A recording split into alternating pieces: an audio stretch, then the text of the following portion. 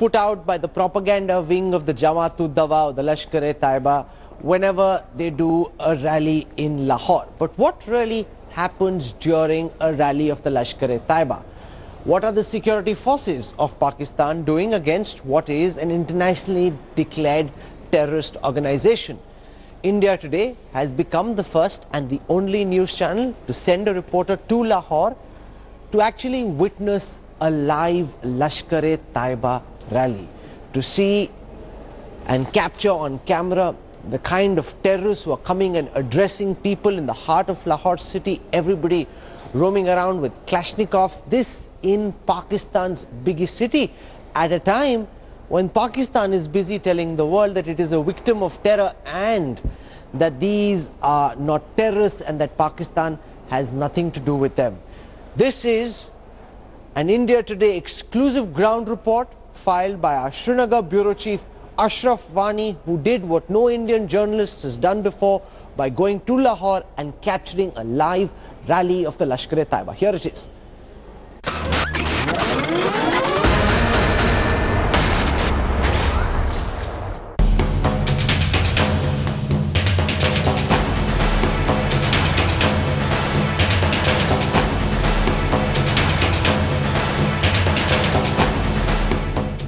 The launchpad of terror.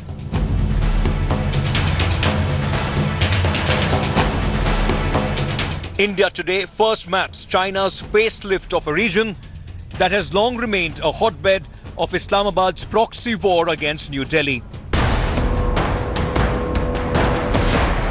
Now we go where jihadi recruiters have descended.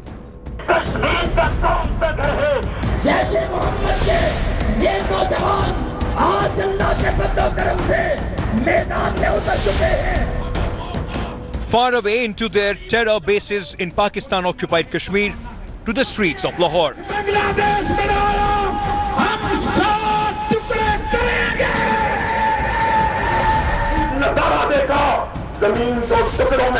India Today inside a terrorist rally in the capital of Pakistan's Punjab province. A rare insight into Pakistan's systematic radicalization of its own young people, guarded by security forces. This large public meeting is taking place in the heart of Lahore.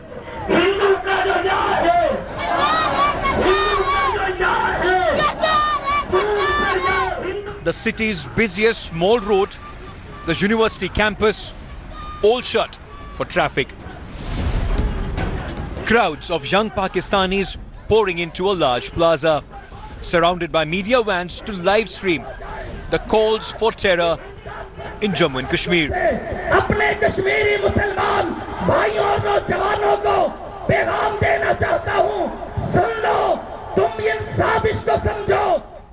India Today reporting from inside a Lashkar rally in Lahore. Lahore ka college hai. Rally by the different Kashmir is going on here since last 3 hours. The crowd which is behind me, you can see, could be the possible jihadis. This is the way when the most and most 19 जुलाई को पाकिस्तान के क़याम के ऐलान से पहले and they proceed to Kashmir.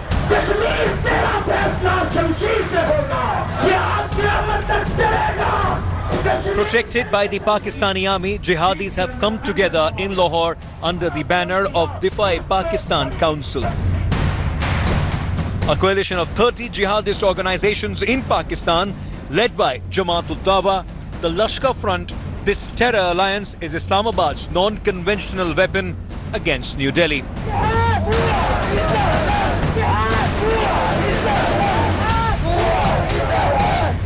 Remember, Pakistan's largest terror outfit, the Lashkar-e-Taiba, has been bleeding India for more than 2 decades now. Kashmir के पाकिस्तान से इल्हाक पर कौन बात कर रहा है? इसके खिलाफ नेहरू दल के दुश्मन हमें आपस में And this is how it initiates the process, by recruiting potential jihadists. Now we show you the leaders as well as the rank and file of the ISI-backed terror coalition. जमात-उत-दावा के साथ मिल जाए, कश्मीर के साथ जुड़ जाए,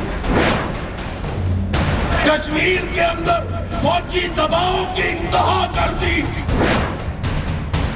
Seen on the podium is Hafiz Abdul Rahman Makki, the brother-in-law of Lashkar chief Hafiz Saeed. जो हुकूमत है वो कश्मीर के हवाले से, And currently the group's operational commander. मसला है कश्मीर में.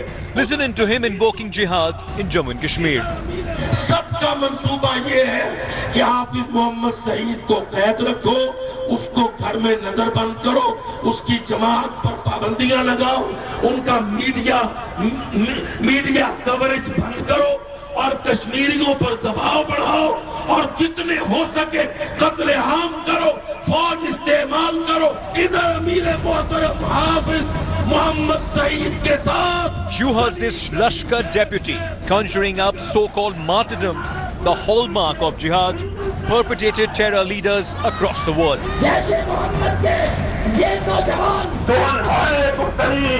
Other speakers in the conference can also be heard preaching hardline Islam. हमारे अल्लाह ताला ने हमें बताया अगर ये जुर्म है तो ये जुर्म करते रहेंगे इंशाअल्लाह ताला. Leaders after leaders at the public meeting called for jihad in Kashmir. आज कश्मीर की आजादी का वक्त आ चुका है. Washington may have designated Hafiz Saeed and Salahuddin as global terrorists, but the reins of terror again seem to have shifted to the new generation. Kashmir का पाकिस्तान से इल्हाक कौन-कौन यकीन रखता है इस आमतरीन मसले पर? This new breed of Islamists pledged to mobilize more and more jihadists to their fold. They announced plans to hold similar rallies across Pakistan over Kashmir. An alarm not just for India, but also for global counter-terror efforts, as children as young as these are courted by Islamic terrorists to jihadi platforms, right under the watch of the Pakistani establishment. Ashraf Wani for India Today in Lahore. This is actually quite commendable for an Indian journalist to go into the heart of Lahore city, to capture a Lashkar rally live and to come back and to tell that tale. Ashraf Wani, our Srinagar bureau chief, is now joining us live from Srinagar tonight. Ashraf, another fantastic ground report. Yesterday we had Ashraf reporting on the China-Pakistan economic corridor and the kind of economic colonization that China was undertaking, and now this ground report from the heart of Lahore city. Ashraf, from what it seems in your report, there's a lot of military presence on the ground, there's a lot of police bandobast. It's almost as if here is a political party or the government itself doing a rally. If you just see the kind of bandobast they have around them, these are not fugitives or underground terrorists. These are people who have been given the full patronage of the state.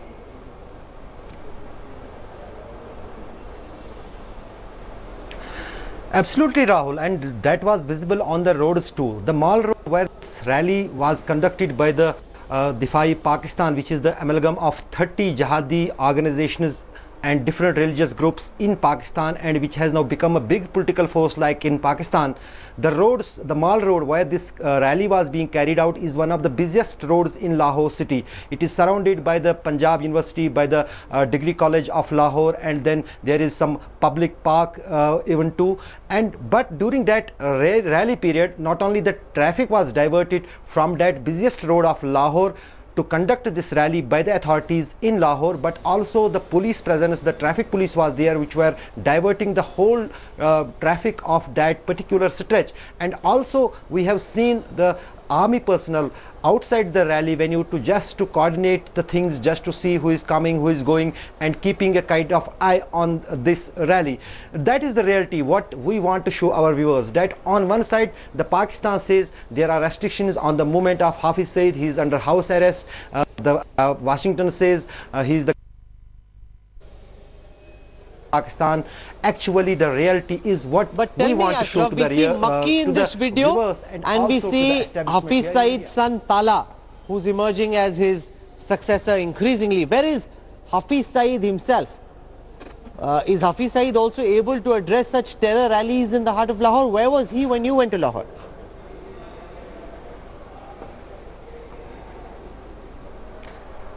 Rahul, very interesting question. He could have addressed that rally too, but Pakistan has to show. Not only I was in that rally, there was Pakistani media too. There was it was a public rally, so he was kept at home. He is so far under the house detention by the Pakistani authorities. He is getting everything, a kind of 5-star treatment and care in that house detention, and that is another face of Pakistani establishment, where they show to the world that Hafiz Saeed is under house detention. He is very dangerous for the Pakistan, but on other side his relatives and the Makki, who is now overall controlling the affairs of Lashkar and Jamiat-ud-Dawa in Pakistan, is publicly speaking, giving the anti-India hat speeches in different rallies, and now he is the face. Basically Hafiz Saeed has been put aside for a time being, so that it will be the message given to the world and the India that he is under house detention, but the works which are being earlier carried out by Hafiz Saeed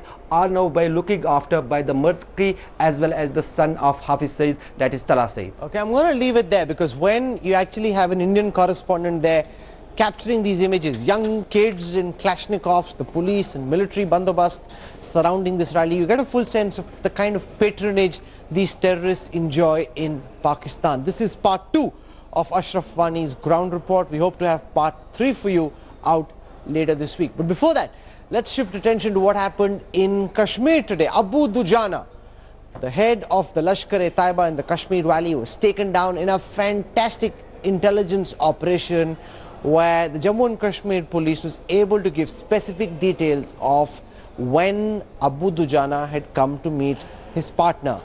They zeroed in on that house and they were able to take him down. Remember, this is one terrorist was able to get away 11 times, not once, not twice, 11 times before this. Today, we got him. Here's how.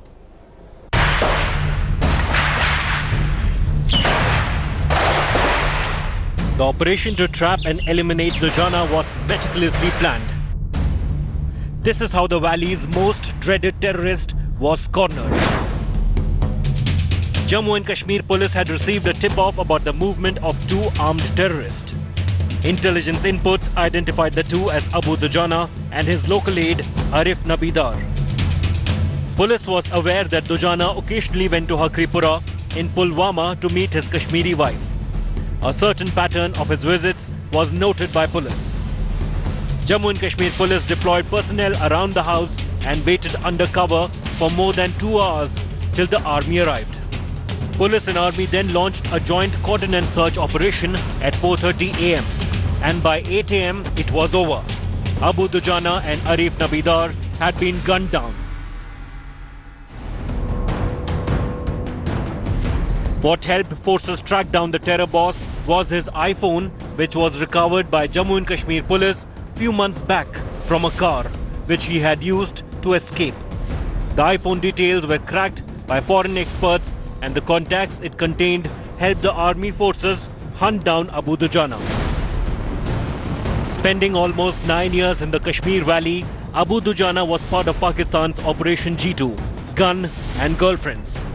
Under this operation, terrorists are given guns, trained to show off their attire and display a Robin Hood kind of image to lure girls and secure their stay in the valley. Burhan Wani, Sabzar Butt, and now Abu Dujana, 3 top terrorists trained under Operation G2, now eliminated. The hunt is now on for the others. Bureau Report, India Today.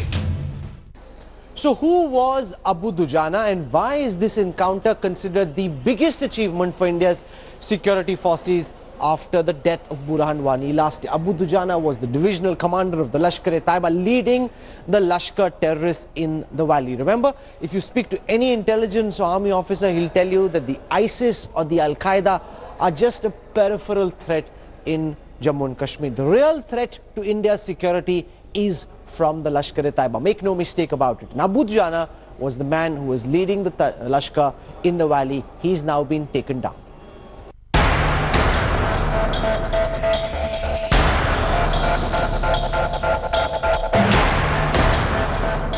Born in Gilgit-Baltistan in Pakistan-occupied Kashmir, Dujana, also known as Hafiz, joined the dreaded Lashkar-e-Taiba when he was just 17 years old. He was a replacement for slain LET commander Rahman Bhai and entered India in 2010 to develop Lashkar's terror network in the valley. The terror ambush on a CRPF convoy in June last year, where 8 CRPF personnel were martyred, was masterminded by Dujana. Barely 3 weeks before this, Dujana had plotted and executed an attack that killed 2 policemen. In February 2016, the terrorists planned the attack on the Enforcement Directorate building in Pampore that left 3 Jawans dead. Even the attack on the BSF convoy in Udhampur in 2015 was Dujana's brainchild. Security agencies have come close to nabbing the divisional commander of Lashkar several times in the past. After he appeared at the funeral of a Lashkar terrorist in Pulwama in 2014, Dujana narrowly escaped arrest after breaking through the security cordon. Dujana escaped arrest once more when he appeared at terror poster boy Burhan Wani's funeral in July 2016. Barely 6 months later, Dujana would escape once more after a standoff with security forces in Anantnag. In May 2017, a cornered Dujana managed to wriggle out of the clutches of the security forces with a mob of stone pelters providing cover. But the terror chief's luck finally ran out on Tuesday morning. Dujana's death came in the early hours of August 1st, 2017, when a combined team of the army and the Jammu and Kashmir police gunned down the Lashkar commander, putting an end to his reign of terror. Bureau Report, India Today. Meanwhile, following India Today's big investigation on the Hurriyat truth tapes, the intelligence agencies and the National Investigation Agency are now expanding the scope of this probe by also going after the key financiers. And one of the main financiers of the Hurriyat conference turns out to be a very significant businessman in Srinagar, somebody who's got links with mainstream and Hurriyat party, somebody who's seen in the company of some of the biggest political leaders of the state. His name is Zahoor Watali, and apart from the one seemingly legitimate business that he runs, top intelligence officials telling us that they've discovered unaccounted for remittances coming into his bank account from unexplained sources. First, I'll show you what Arun Jaitley, India's defense minister, said about India Today's Hurriyat truth tapes in the Lok Sabha today, and after that, this India Today exclusive on the top Hurriyat financier being unmasked.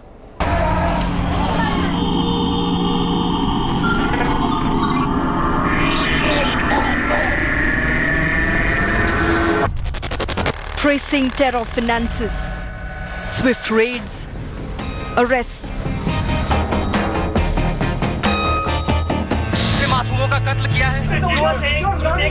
After India Today's damning investigation uncovered Pakistani funding of Kashmiri separatists, the probe has now widened.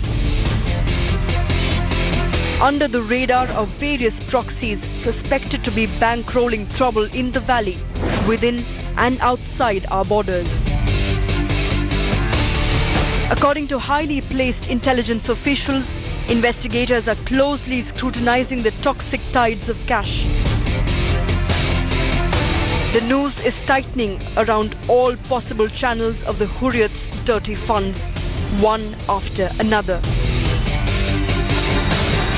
Top on their list of suspected financiers of Kashmiri troublemakers is a top Srinagar-based businessman, Zahoor Ahmad Shah, popular as Zahoor Watali. The man in this picture is the mover and shaker of Kashmir's high society, known for his proximity to political leaders across the spectrum, opposition and ruling elites alike. Watali's business empire spans from Kashmir to the UAE to London. But most senior officials in the country's intelligence establishment disclosed to India Today Watali's multiple firms are just a facade hiding money laundering and terror financing.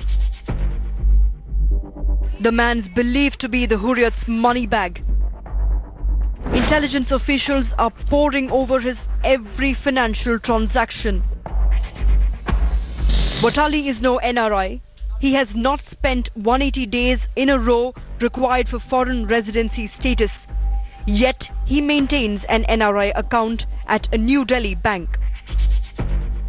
According to top intelligence sources, he received 2 to more than 2.5 lakh rupees every month from a Dubai-based company. Zahoor also maintains an account at UAE's RAK bank. He transferred more than 53.5 lakh rupees to his J&K bank in Srinagar in just 6 months in 2000. The source of these sums into his RAK account is unknown. Intelligence officials have found out Watali never declared these inflows in his annual returns. Further, a look at debits reveal large amounts were transferred from his J&K bank account to his construction companies, to wife Sarwa Begum, and to a medical college in Jammu. Zahoor Watali is seen by the NIA as a leading member of the cross-border network financing instability in Kashmir. Even as the investigation by the NIA is being carried out on the issue of funding of separatist leaders, there are many businessmen in the valley who have been questioned. Zahoor Watali is one of those businessmen whose house was raided by the NIA. Yes, the Kashmiri businessman is suspected of funneling enemy funds to keep the valley aflame.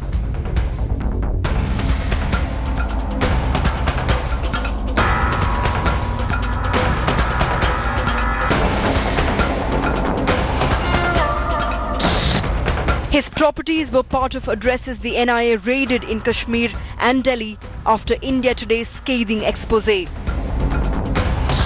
Investigators are now questioning Watali for his alleged links with the ISI. Behind me, this is the residence of Zahoor Watali here in Srinagar. You can see the people who are employed here outside the house of Zahoor Watali are not allowing any camera crew to enter inside the premises. There are few members of family inside the house, but neither the Zahoor Watali nor his family members. As far as Zahoor Watali is known, he is one of the famous businessmen here in the Kashmir Valley, not only residing here in this house in the posh area of Srinagar, but even he has the properties in different parts of valley. Take a look at some of Watali's alleged top-ranking friends in the enemy agency.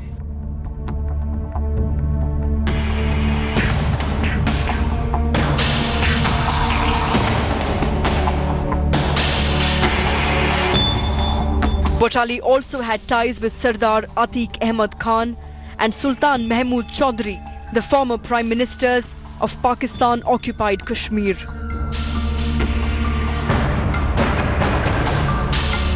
This businessman's police records date back to 1990, when he was first arrested for allegedly harboring Kashmiri militants. He was taken into custody again in 1994. Once a car driver of Abdul Ghani loan, Watali is now believed to have penetrating connections in the ISI. The NIA is examining his deals, local and global, bit by bit. His accounts in Dubai and back home, what came in, what went out, all being sifted. Top intelligence officials told India Today they are probing his credit card details over the past 10 years. Zahoor Watali was not available for comment. He has not been formally charged yet.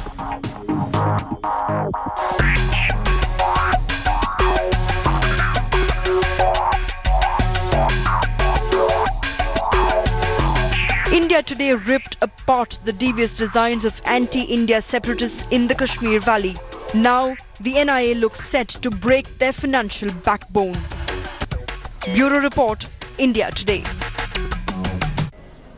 The AIADMK in Tamil Nadu is making noises about wanting to join the NDA in the forthcoming cabinet.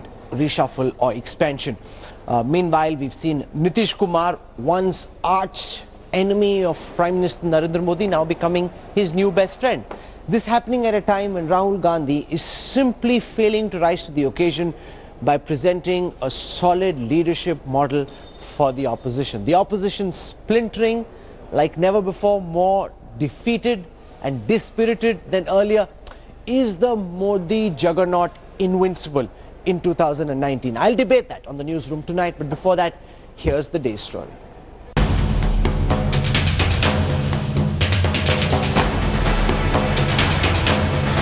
The National Democratic Alliance set to get a new member. After the Janata Dal United's Ghar Wapsi, is the AIADMK preparing to formally become a part of the NDA? Both the camps of AIADMK support NDA, and only a rapprochement remains before an official alliance is announced. It is said that a union cabinet member is conducting the mediation between the two warring factions, forwarding which an announcement of them joining hands with NDA would be soon revealed. The BJP is clearly wooing the AIADMK. Union Minister Arun Jaitley paid respect to Jayalalitha at her memorial in Chennai, and Prime Minister Modi heaped praises on her during his visit to the state. अगर मंच पर अम्मा होते ही हमारे बीच में अम्मा की उपस्थिति होती और हमारे गरीब मजदूरों ने काम किया है, ये बात जब वो देखती सुनती तो शायद हमको अनेक अनेक शुभकामनाएं और आशीर्वाद देती। हमें आज अम्मा की गैर हाजिरी महसूस होती है। But the parties are remaining tight-lipped. That I don't know. I don't want to comment on that. The Paneer Selvam camp is refusing to give up its demand of Sasikala and her family being removed from the party as a precondition for the merger. But the ruling faction is hopeful. In process, that will be continued. I hope the measure will be very soon. Ever since the NDA came to power at the centre in 2014, the country has slowly been turning saffron, with the BJP riding the apparent Modi wave to victory in multiple states. And now it's Odisha, Telangana and Tamil Nadu in the BJP sides. The NDA already seems invincible for the 2019 general elections. Modi ji का मुकाबला करने की किसी में क्षमता वगैरह है नहीं. And the AIADMK's entry into the NDA will allow BJP to establish a foothold in a state which has always repelled it. But the question remains, if Sasikala continues to control the AIADMK, will BJP's anti-corruption image not take a blow in case of an alliance? The big question is, does Sasikala control AIADMK still, or will BJP's non-corruption stand take a huge blow because of this alliance? In Chennai, with camera person Vijay, Pramod Madhav, for India Today.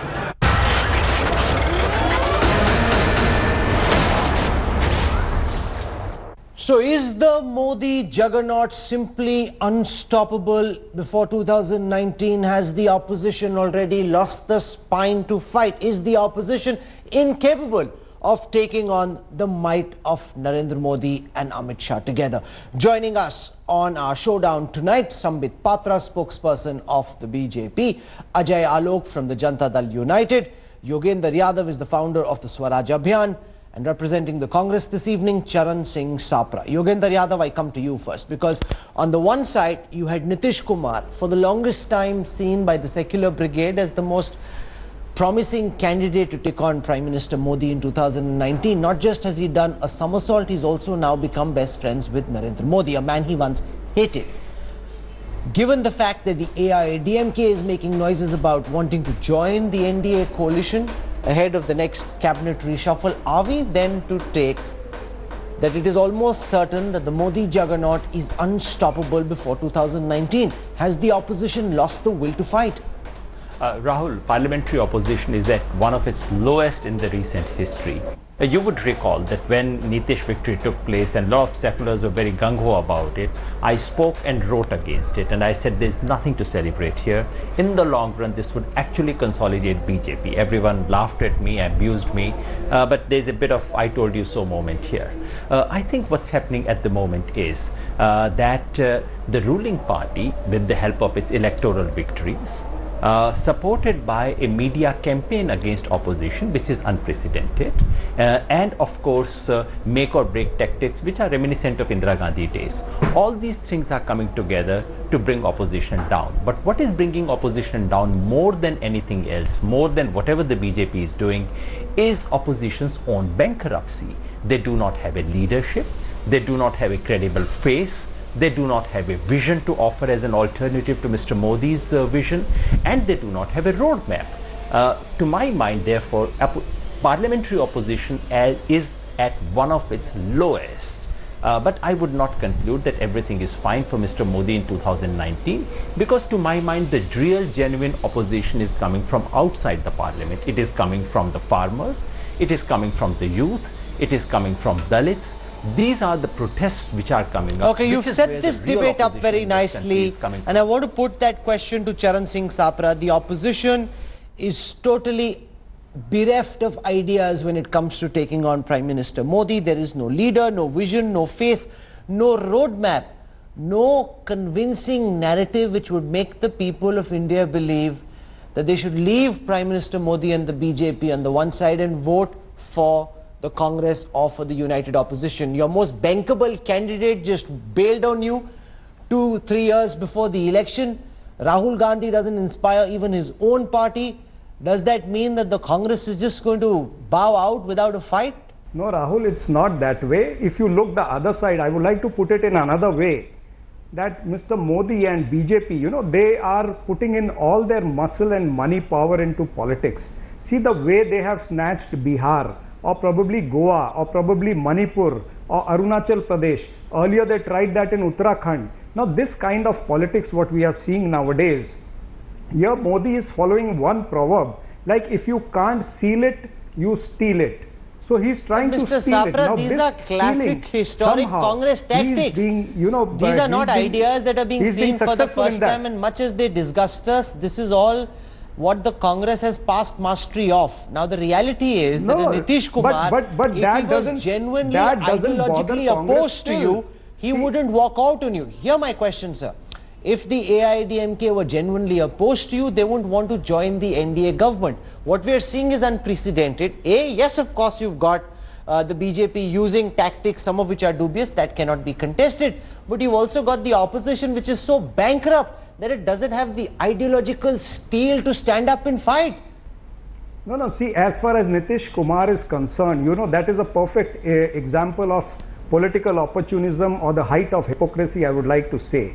Now, if the leader who did not get a mandate for himself, he got a mandate, anti-BJP mandate in Bihar, and then he switches on after 2 years.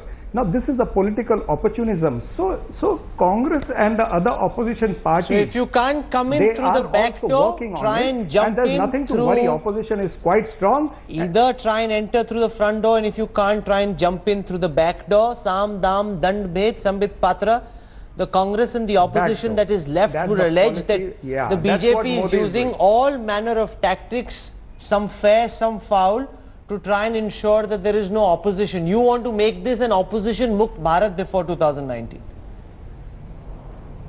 See, Rahul, you're right in stating that in a democracy, and particularly in a healthy democracy, a strong opposition is an essentiality, it is a requirement. But that does not mean it is the responsibility of the government to construct a strong opposition. In fact, opposition, should be standing on its own feet and its own leg, which the opposition is lacking today. Secondly, and very importantly, the topic of debate over here is what happens in 2019. Is it return Modi? Of course it is return Modi. Remember, because of the fact that if you acknowledge your problem, only then you can find a solution. The opposition over here particularly the Congress party, is not even acknowledging that there is a problem at hand, and that's the reason as to why I'm sure that since they feel there is no problem, they're not going to fight against it, and they're not going to stand on their feet to fight the 2019 elections. Coming to a third and very important point as to why the BJP is important and why the opposition is not very important today, let me explain. I'm not worrying about the Congress party, sir, but let me explain it in Hindi. You know, in Hindi, it's often asked to us, ये राजनीतिक जमीन किसकी होगी? And I always say, ये राजनीतिक जमीन उसी की होगी जिसके पास ज से जज्बा होगा, एटीट्यूड होगा, म से मेहनत होगी, हार्ड वर्क होगा, और न से नियत होगी, intention होगा. Today, look at the Bharatiya Janata Party. It has the jazba, it has the attitude of serving the people, it has the mehnat. I mean, even the opponent of ours agreed to the fact that the kind of hard work that the Prime Minister, Mr. Narendra Modi and Mr. Amit Shah are putting for the expansion of this party and for the work of this country, there is no one in the opposition who wants this. There is nobody in the opposition, most of all your Vice President and the Congress's heir apparent, who's willing to make the kind of effort that the Prime Minister and Amit Shah do. They are 24/7 plugged in politicians. Rahul Gandhi will go for a fleeting appearance to Madhya Pradesh. The next day he's off to Italy for his summer vacation. You can't deal with the Modi juggernaut by being a partly on, partly off politician. No, it's not partly on, partly off, Rahul. Congress has been working continuously, and Congress is a big party. And you see Madhya Pradesh, what is happening in Madhya Pradesh today? Today BJP is, put on mat over there. There are farmers. I'll tell you what's happening in Madhya Pradesh. What's happening in Madhya Pradesh is that, Mr. Sabra, Rahul Gandhi can't decide between Kamal Nath and Jyotiraditya Scindia who should be made in charge of Madhya Pradesh, who should the next elections be fought under.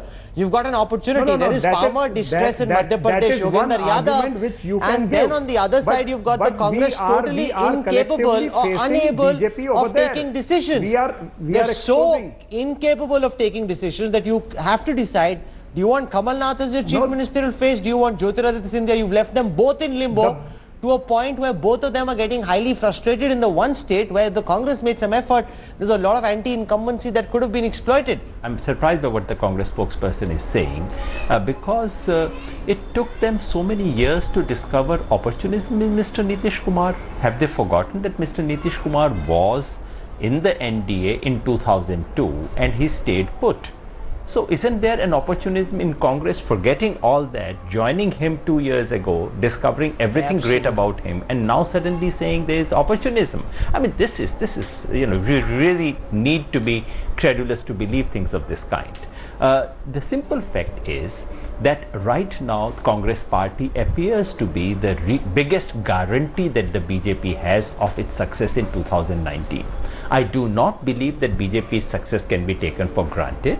I actually believe that those who have taken their success for granted have always lost elections, be it Atal Bihari Vajpayee in 2004, be it Indira Gandhi in 1977.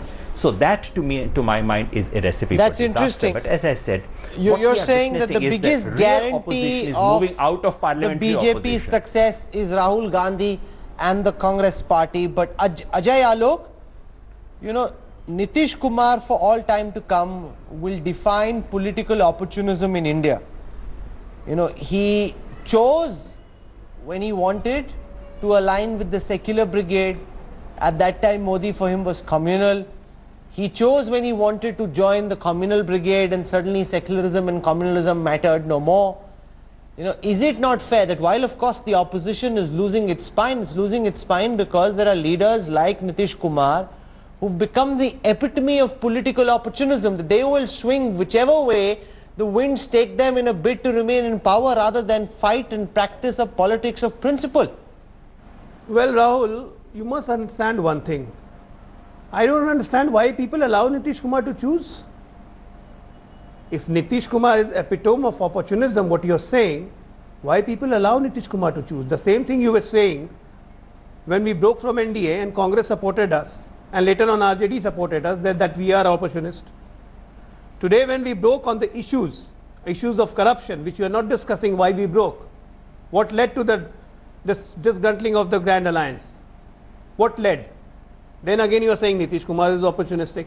I mean, Nitish Kumar should have tolerated corruption, run the government, led to the destruction of Bihar systematically, And in 2020, you would have been the one who would have been saying on the TV that what happened, Mr. Nitish Kumar, Mr. Clean, in the last 5 years, what you have done? There are so many scams. Were you sleeping? No, I'll tell you what would have been the principal thing to do, Ajay Alok. The principal thing to do would have been to say that we won a mandate against the BJP, we won a mandate against the so-called Hindutva. We're not being able to fulfill the mandate and the responsibility we were given, and therefore we go back to the people. That's the honourable thing to do. Instead, by somersaulting and joining with the BJP, was mandate given for corruption? But the mandate was an anti-BJP mandate. No. So you've betrayed the opposition's cause. Let me ask you one thing. Was the mandate given for corruption? No, but the mandate wasn't given to the BJP. Was the mandate given for corruption? Now half your cabinet ministers are BJP ministers. Nitish Kumar resigned. That wasn't the mandate that you were given. Charan Singh Sapra, does the Congress have a strategy for revival? You don't know who will be in charge of Madhya Pradesh. In Gujarat, your tallest leader just walked out on you. The party is facing multiple internal strife in Karnataka. There are problems with Veerbhadra Singh in Himachal Pradesh. Problems galore for the Congress, and it seems that there is no apparent solution either. Sambit Patra, overconfidence, is that the one thing the BJP needs to ward off against, not letting the sense of complacency creep in that the opposition is finished, hum hi hum hai aur koi nahi? Not at all. Not at all. That is the last word that BJP would ever define itself with.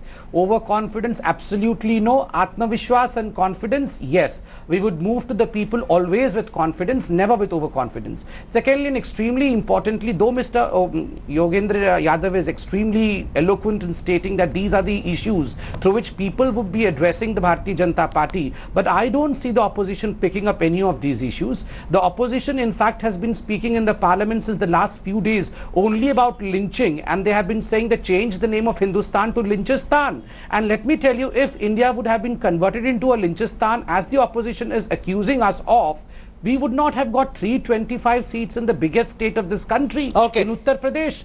If people would have been so fearful, people would have replied through the ballot and the EVM. They would not have replied the way. One of the most important aspects of a democracy is that there must be a strong opposition.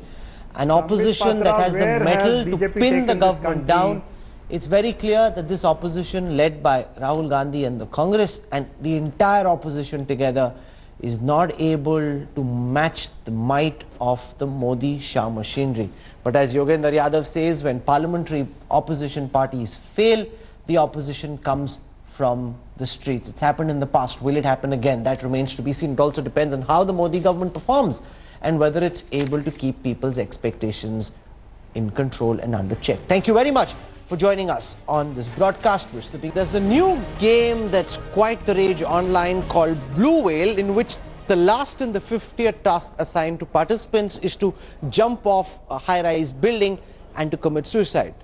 It now seems that a person in Mumbai has followed the makers of that game to literally and become the first to commit suicide because of the diktats of a virtual game. This has become a big issue in the Maharashtra Assembly, with politicians now wanting that the app makers and the game makers be prosecuted for leading this person to death. Here's the story. Soon, all you will be left with is a picture of me. Believe it or not, these were the last words of a 14-year-old child before he jumped off this building in Mumbai's Andheri East. But what drove such a young boy to kill himself? Well, some say it was an online game. The Blue Whale Challenge. The Blue Whale Challenge is an online game in which participants are assigned a curator who asks them to perform 50 challenges, out of which some are acts of self-harm, such as drawing a whale on your arm with a blade. The final task is to commit suicide and record it. Possibilities which are being suggested at this point of time is that he committed this suicide under the influence of a game called Blue Whale, which has led to many suicides worldwide. At this point of time, the police is looking into the similarities of this boy committing suicide and the similarities in the previous suicide which have happened in this game, and they are now trying to find out whether the game was responsible for this drastic step. दूसरी जगह से भी मालूम हुआ है कि आजकल के बच्चे लोग ये ब्लू व्हेल गेम है, पहले जैसे पोकेमन चलता था वैसे ये ब्लू व्हेल गेम है, वो गेम के एडिक्ट हो गए हैं और वो गेम में जैसे इंस्ट्रक्शंस आते हैं वैसे फॉलो करने की कोशिश करते हैं, तो वो एंगल भी हम लोग चालू है, वो एंगल से इंक्वायरी चालू है. Philippe Budikin, the Russian man allegedly behind the game, was arrested in May and confessed to police that his victims are biological waste, as they are happy to die, and that he is only cleansing the society with this game. Shocking as it may be, this game of death is very real. Over 130 deaths around the world have been linked to the Blue Whale Challenge. Most of the targets aged between 10 years to 18 years. Considering the dangers of this game of death, the Maharashtra government will now discuss the matter with the centre. If the suspicion over the Mumbai teen's death is proven to be correct, the 14-year-old will become the first Indian to have fallen prey to this fatal game. With Mustafa Sheikh in Mumbai, Bureau Report, India Today. I don't know much about Blue Whale, but the one thing I'm 100% certain of, there's no way I'm playing this game, or that you should either. Don't take any of these crazy games seriously. This is where we wrap up the newsroom tonight. We promise to have another power-packed edition of the newsroom lined up for you tomorrow. Till then, from all of us here in the India Today newsroom, goodbye, good night.